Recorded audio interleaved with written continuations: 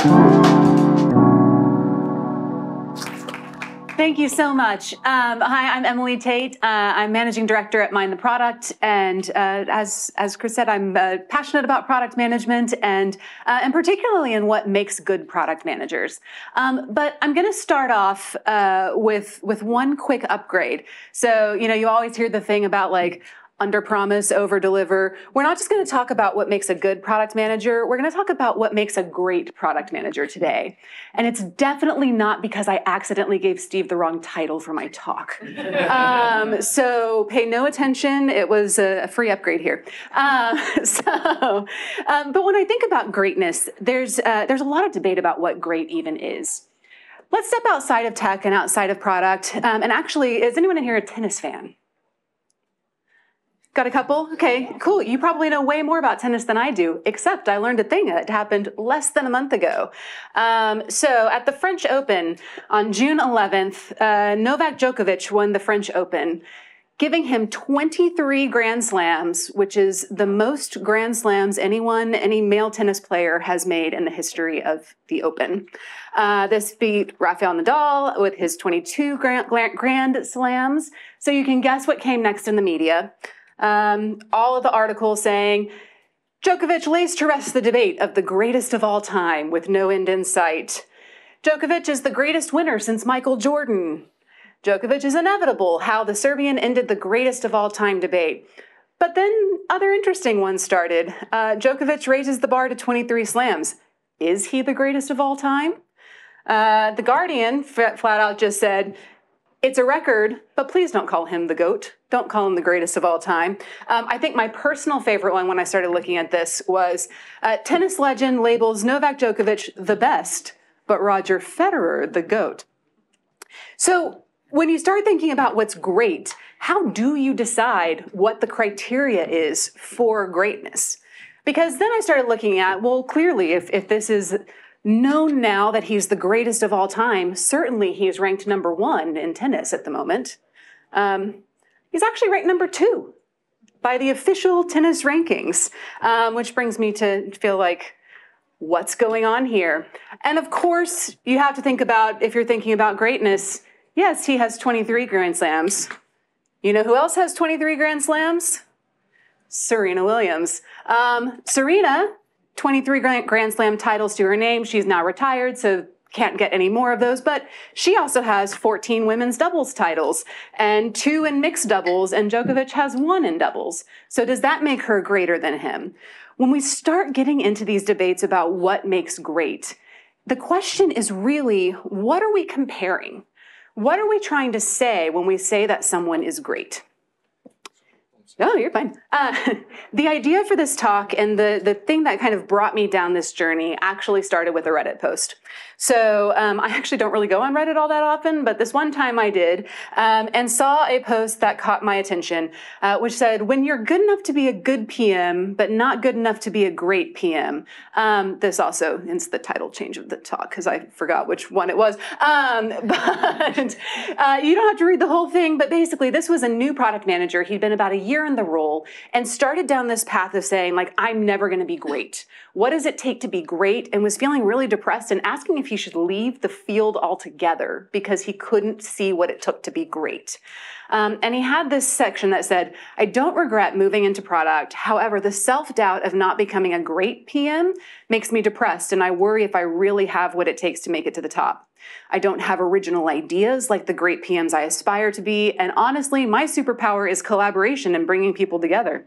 I don't know, that sounds like a pretty good superpower to me. And sometimes I wonder if I'll just be ordinary for the rest of my life while having a great product management dream of influencing the world. So I run an organization for product managers. I've been doing this for a really long time. I'm super passionate about this craft. And honestly, like, this post just made me so sad. Like, Mama Emily came out of like, let me just kind of pat you on the back and tell you it's going to be okay. But really, it started me down this path of like, what are we even thinking about when we say great? What does great even mean? He was saying, I don't have original ideas like other product managers. Is original ideas actually what it takes to be great? What about that collaboration superpower? when we think about great, I want you to kind of picture someone in your mind. I feel like everyone probably has someone they like hold up and say like, this is a great product manager, maybe even the greatest of all time. You got someone in your head? Anyone want to shout a name out or two? You want to shout out the name of the guy next to you? Steve Gibson. Steve Gibson. All right, Steve Gibson, greatest of all time. Stand up, Steve. What makes Steve great? His leverage of tech is fantastic. But like on it all the time. Like, On it? So like right now taking notes, it's like audio files, pictures, typing stuff. It's only the illusion of being on it. Though. He sent stuff to me, which is organised stuff. So I guess organisation and team leadership. Organization and team leadership. There's two things that happened here that I think are really interesting. One is the person who's being described as saying, I actually don't have it all together. I have no idea what I'm doing. Which is very much what we as product managers do. We are so hesitant to accept our own greatness because we feel like somebody else has something better. And that is really kind of what it comes down to. When it comes down to being great, the true answer is my favorite product management answer to everything, which is it depends.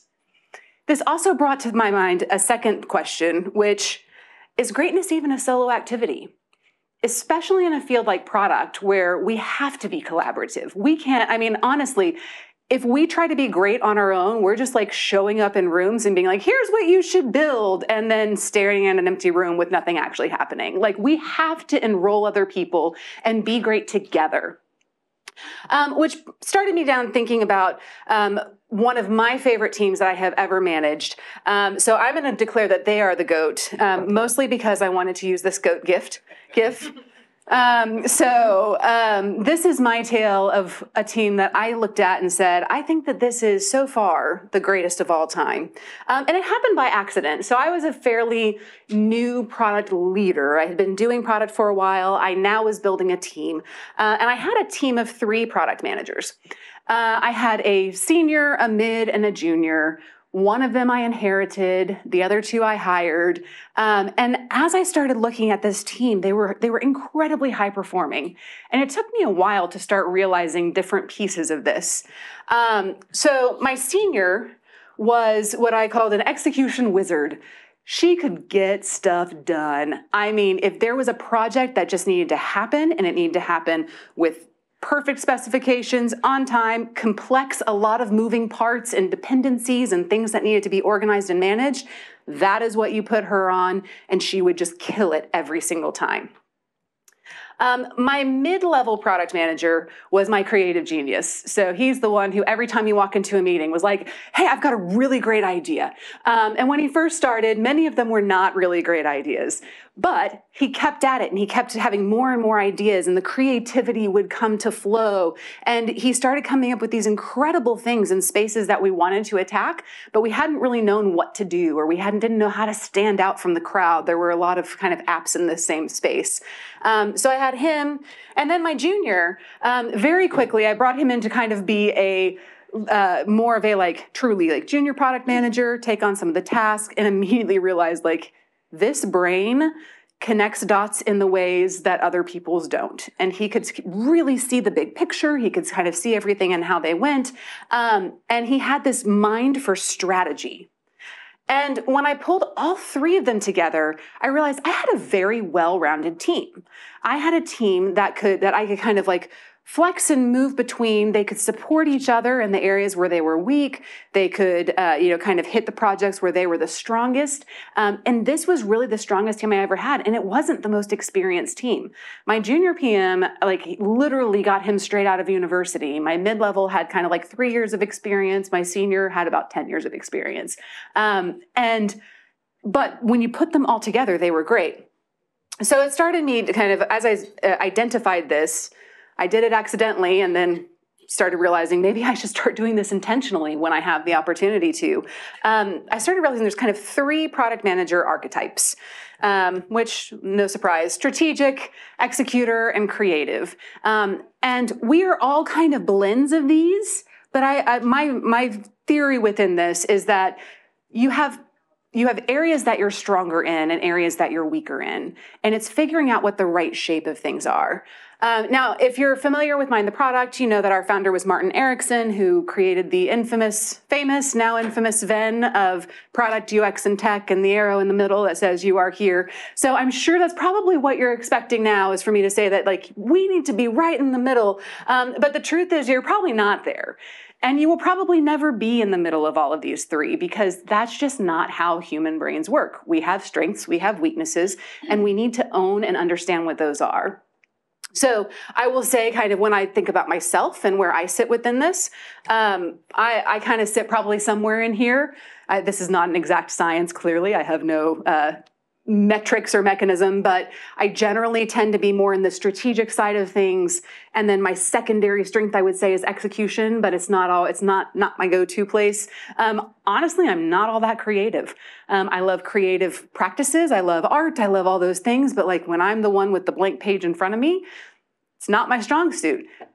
And that's okay. I don't have to be the creative one, because I can have other people who are the creative ones while I focus on the strategic side, and I focus on making sure we have what we need on execution.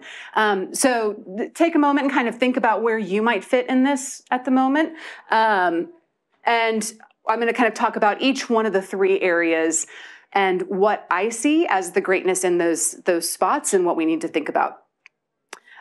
So starting with the strategic thinkers, let's talk about the greatness of dot connectors.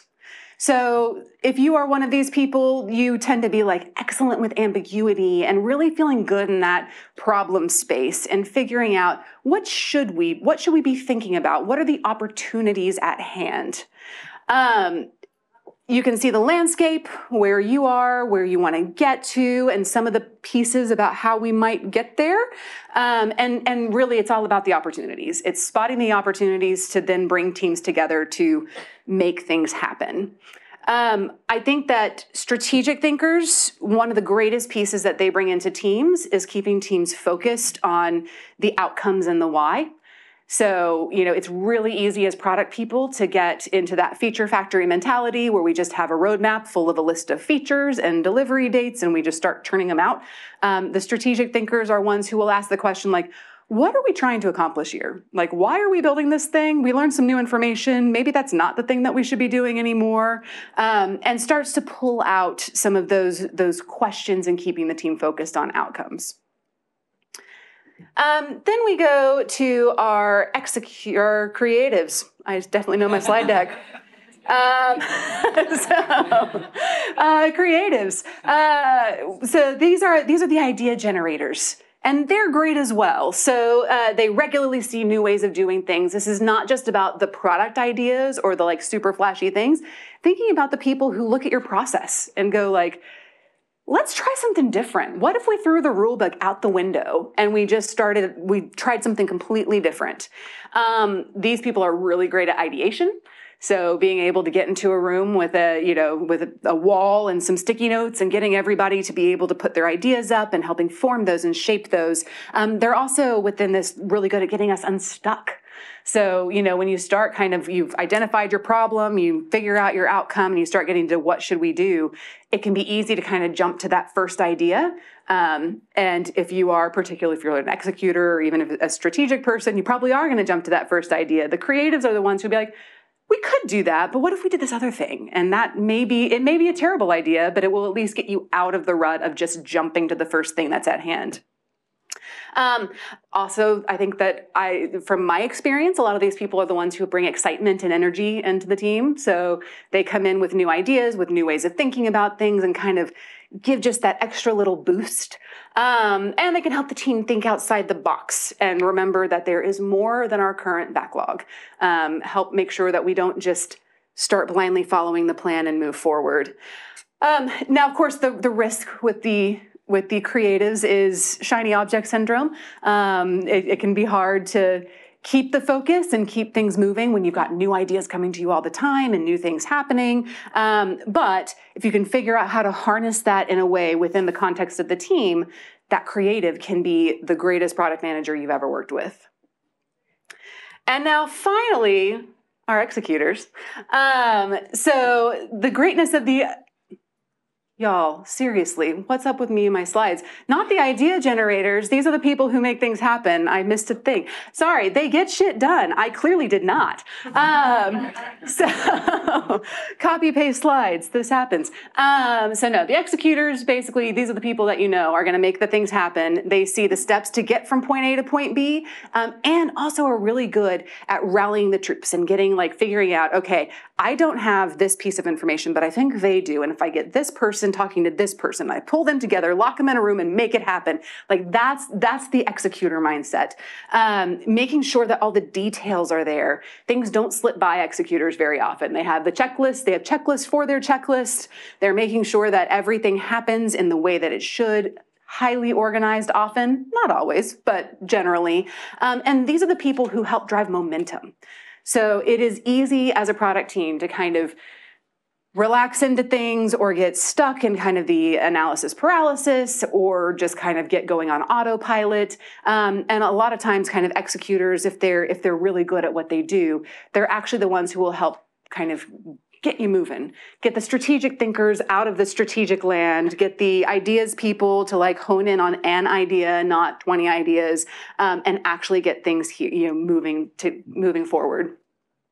My advice, if you are an executor in this way, don't get too married to the plan. I think that's kind of one of the big challenges with this kind of persona is really, really good at planning, don't love when the plan goes awry. And we are in a world in which nothing stays the same. Your plan will get messed up. You will have an entire product launch ready and then new information will come into the industry that's well, wow, that thing we just worked 3 months on makes no sense to do anymore. Or, as you've seen a lot right now with companies that have been working on AI features, where all of a sudden it's yeah, we were going to launch this in 4 to 6 months, make a big splash around it. And all of a sudden it's no, you need to announce this tomorrow because AI is the hottest topic of the day. So make sure you have that flexibility within things and are able to go with the flow a little bit when needed. But as I said, though, I don't think any of us are one of these things. I think very few people, and actually I think it's going to be hard to be truly great if you are only one of these three things. You do have to find that blend. But I think as you start to understand where your brain is naturally inclined to, it can help you harness the skills that you need to be better. Because at the end of the day, we need all three types of great. If we only had creatives, we'd have a lot of ideas, maybe not a lot of things that actually happen. If we only had strategists, we would know the opportunities inside and out, but not be able to make progress. If we only had executors, we would just be building the next thing, the next thing, the next thing without really putting our heads up to see what should we be building and is it having an impact. But I also do want to issue a word of caution before we kind of go any further, which is don't use your great as an excuse. So I've been thinking about kind of strengths-based development and now into this kind of what does it mean in product for a long time. And one of the most common things that I see is people overusing their strengths. And this is not just me, this is also in lots of research and literature, that actually our strengths can become our greatest weakness because we start, especially when you first start to understand what your strengths are, it's really easy to be oh, well, I'm a strategic person. I don't do the execution stuff. So, it's just the way I am. It's just my brain doesn't work in that way. So someone else has to do the execution. No, we do have to still, as product people, we are generalists. We have to flex between the different mindsets, between the different activities of product. But it's more about understanding where you thrive. It's more about understanding where you're going to feel the most comfortable and the most at home and the best equipped to do your best work. So, you at this point, you've identified where your greatness is. You feel great. Now what? So I think, so now the next step is really to lean into what makes us great. So the first thing that you want to do once you understand kind of where you sit within things is work on honing your skills. This is where we'll get a couple of book advice if you want to take a picture of that or write them down. Strength Finder, this is what I was mentioning of strengths-based personal development. This is a book that's been around. I mean, I got my MBA close to 20 years ago, and we read this book when I was in that. So it's been around for a long time. It's been updated. This is very, very well research backed. And if you buy the book new, you get a code to take a quiz that will give you, so basically there are 30 strengths that they identify, and they give you your basically top 5. The thesis of this whole thing is traditional performance management, learning and development was find your biggest weakness and work on that. But that's actually working against your biology. It's working against the way that your brain works. Actually take your strengths and focus on maximizing that and doing the best that you can with that. So great general leadership stuff. If you want to take that into a product management context, Petra Ville wrote a book called Strong Product People. This is actually aimed at product leaders for managing their teams, but I think it's also a good read if you're a product person who wants to excel in your career, that starts to think about how do you take the skills that are out there as product people. In addition, there's a new framework I have just stumbled across, which is Ravi Mehta, and he calls it the peak product manager, and actually has a lot of the same dimensions. So where I'm thinking, kind of the Venn diagram I looked at is more about where your brain naturally sits or where your skills naturally lie. He's kind of taken it and said, and what skills do you need in each of those areas if you want to be strong? And in his kind of first article that he wrote on his website, it's a little small, it's ravimehta.com. But in the first article he wrote about this, he even says, no product manager has all of these skills or is excellent in all of these skills. Everyone's excellent in a few of them, and you figure out which ones you need to be excellent in to do your job the best. And then, of course, as I mentioned, I'm managing director of an organization called Mind the Product. We do product management training, conferences. If you want to hang out with us in London in October, we'll be at the Barbican. It'll be a great time. I'll have that QR code up later too, but had to do the shameless promo. But it really is. There's lots of resources, lots of things out there that you can look at the skills that you need to develop and how you develop those skills. This isn't a talk, I hope I don't disappoint anyone, where I'm going to list out what those skills are. Because again, it depends on what you need. It depends on what your role is. It depends on, kind of the product that you're managing and the things that the things that you need to improve to know where that greatness lies. And so with that, I think the second thing to do is find a role that matches your brand of great. And I think this is where, when I talk to people who are feeling really down about their lack of ability to be good at what they do or feel like they can't succeed, I actually think that oftentimes it's not a problem with them, it's that they're mismatched in the role that they're in. So I was managing a guy at one point in a different team who we saw a lot of potential in him. He was brilliant. I should say he is brilliant. He's still around. He's great. And so we started looking for opportunities to put him into a role where he could take more ownership and he could take more leadership. And he had desire to do this. He had the skills to do this. We put him in the role and he started floundering and couldn't grasp onto anything. And the aim of this was basically to take out a product area and come up with the next strategy, come up with the next kind of, where do we want to take this going forward? And then what do you need to support you in doing that so that you can build out this business unit?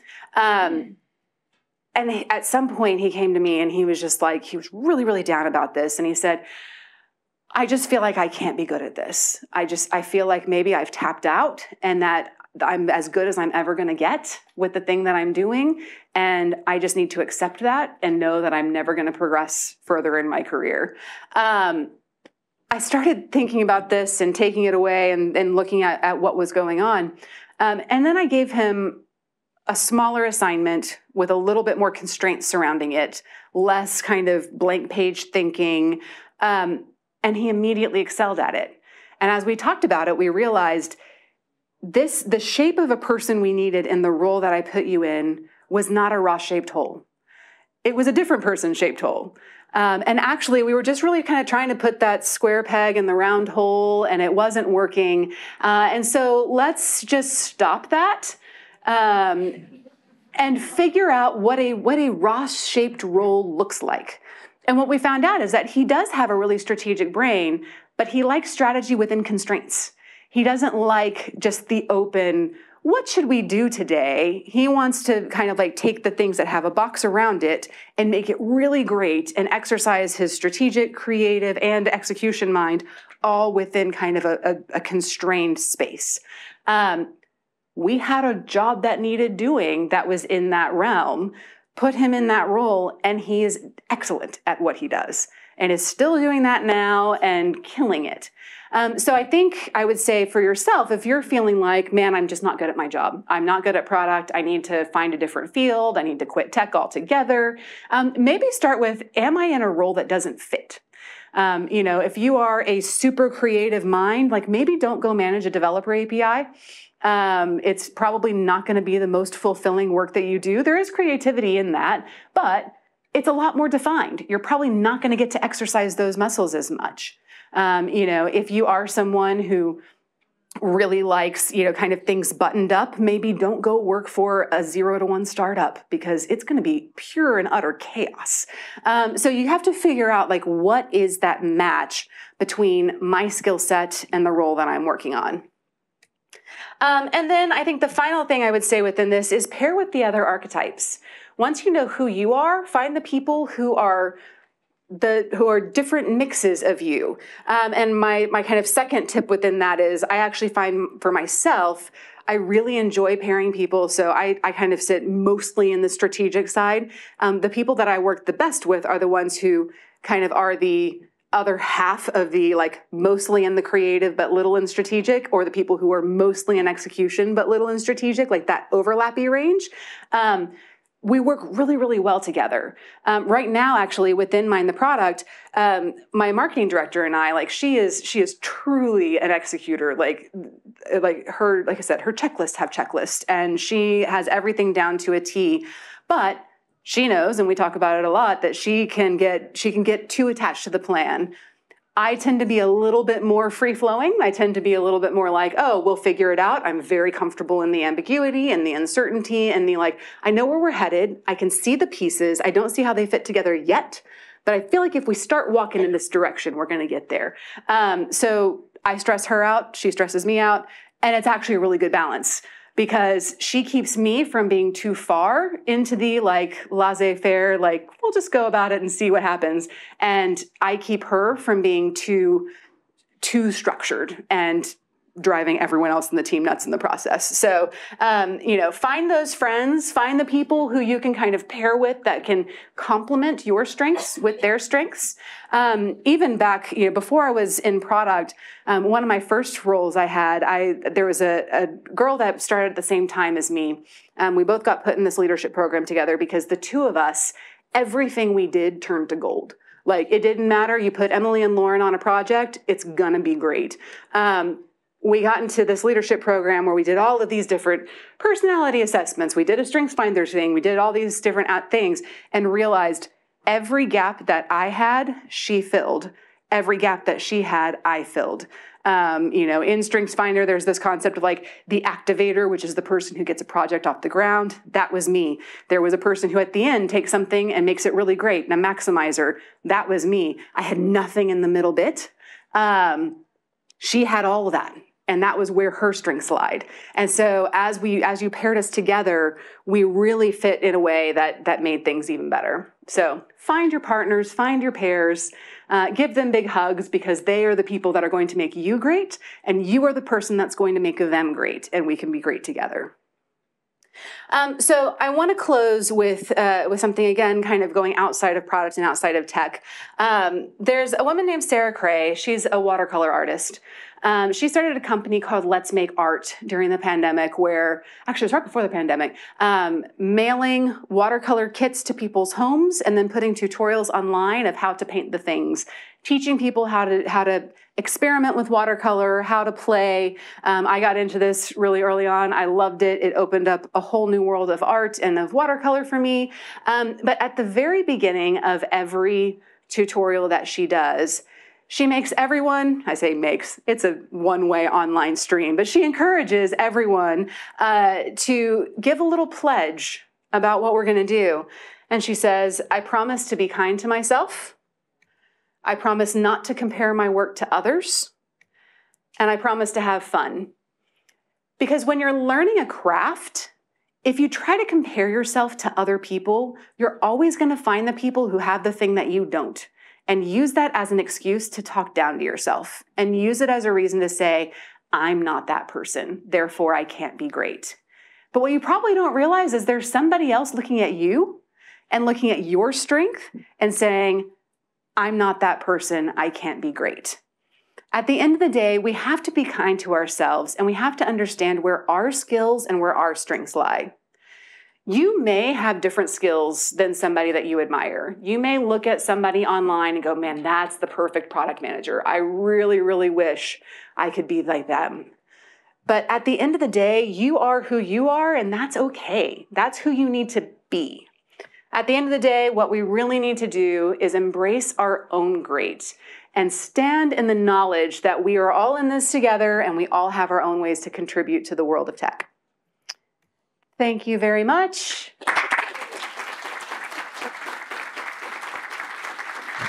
Fantastic. Emily, you were great. And apologies, I got your name wrong at the beginning. So. Oh, it's fine. Kate lead out earlier. That wasn't so great. Tate. It's all good. Any questions for Emily? Yes.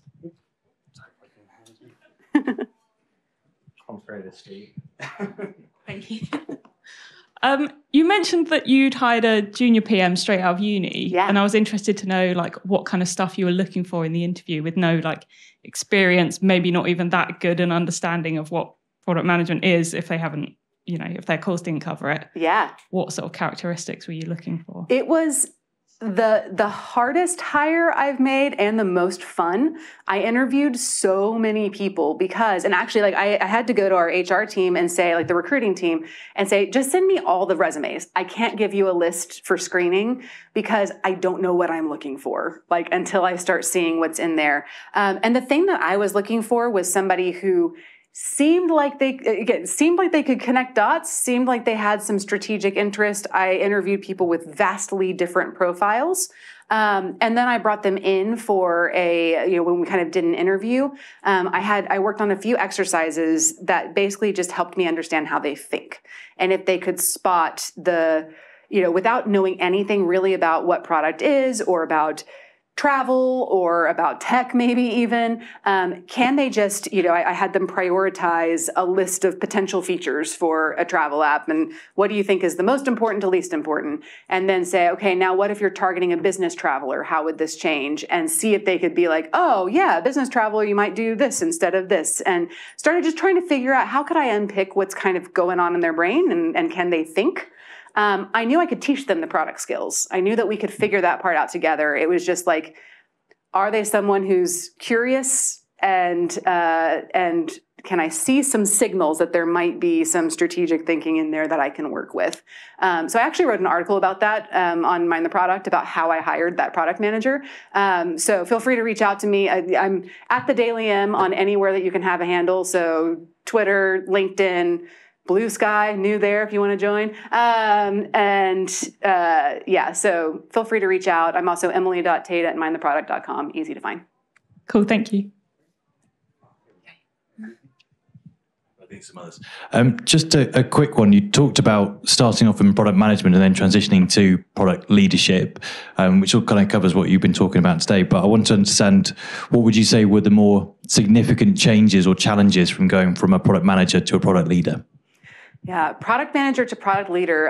The biggest challenge was giving away my toys, especially when I became a product leader in a product that I had basically built from the ground up. And the first time there's like a feature that had been on the backlog for a long time, I handed it off to that creative guy and he built something different than what I would have built and what I had been thinking about for probably 2 years on that feature. And I didn't like it at all, but it actually was probably better than what I was going to put out. And that was a really clear signal of like, right, my role is different now. My role is not to be the person who decides what to build or to tell people how this should be.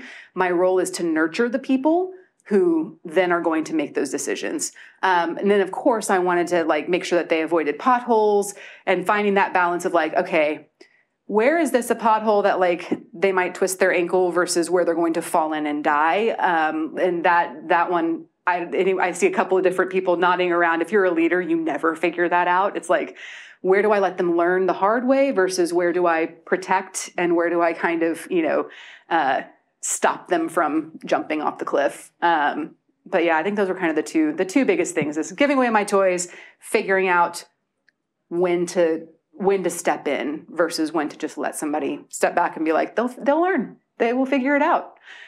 Yeah. Great. I'm going to go to the top and then I'll come back down to you. There's not enough steps on this campus, so he just feels like he needs to run up a few more, get exercise in. You spoke about giving people the right role for their fit. If you're not at that level, how do you identify which sort of role is for you, like from job advertisements or speaking to people, I guess?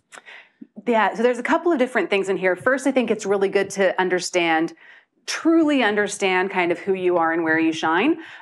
So if you were in here for Kate Leto's talk earlier, she talked about like about self-awareness and like actually interviewing your parents and your old bosses and your current bosses and like understanding where they see you versus how you see yourself. And I think when you can kind of get that sense of like, okay, here's the thing I'm really good at. Here's the places I struggle a little bit. And then some of it when you're looking at the shape of the role, especially if you can't create that role yourself or you can't move within an organization that you know. A little bit of it is you have to have the conversations and see, and somewhat see if it feels right. It's not a very, like it's that classic thing of like the role on paper versus the role in reality, because a lot of roles will sound excellent on paper. It's trying to like dig into the questions with the hiring manager during that process to understand what type of autonomy do I have? If I am a person who wants more of that strategic thinking, is that handed down to me or do I get to develop that? Where do I sit in the strategy process? If you like the execution side of things, it's the like, what are the processes here? Are there opportunities for me to influence those processes, or am I just plugged into an existing system? And just trying to kind of pick apart what matters to you.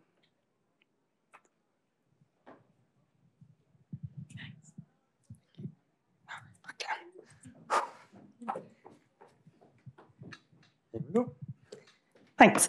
So you talked a lot about kind of finding your partners or finding your pair and where somebody to fill the gaps where your weaknesses are. If you're not in a position where you can be part of a kind of a product team where you're kind of put in somewhere on your own, does the advice change at all there in terms of then start to think about your weaknesses and how you can develop them rather than just focusing on what your strengths are and leaning into your strengths? I think yes and no. No, from the perspective of it doesn't have to be another product manager. So actually, like one of my greatest collaborators was a designer that I worked with. And we paired really, really well and were able to complement each other's strengths. I've worked really well with my engineering managers and had that kind of great pairing relationship where, again, similar to like now my marketing director and I, it's like we can kind of counterbalance each other in our respective roles. The yes part of that is there are definitely times where you have to do things that aren't in your strengths. And sometimes that means learning how to be better. So you heard me say earlier that like, actually, I think that I'm kind of on the verge of the execution and the strategic. But then you also heard me say like, I was the beginning and the end and my friend was the middle part. It's because there have been times in my career where I had to execute and I had to learn those skills and I can pull them out. And it's kind of where I go second. But, it's not my natural state of being. And if I have somebody else in the room who will do that part of it for me, I will gladly hand it off. So, okay. Thank you. Okay. Any other questions? No? Okay, I guess we're all good. Thank you so much, Emily. Another round of applause.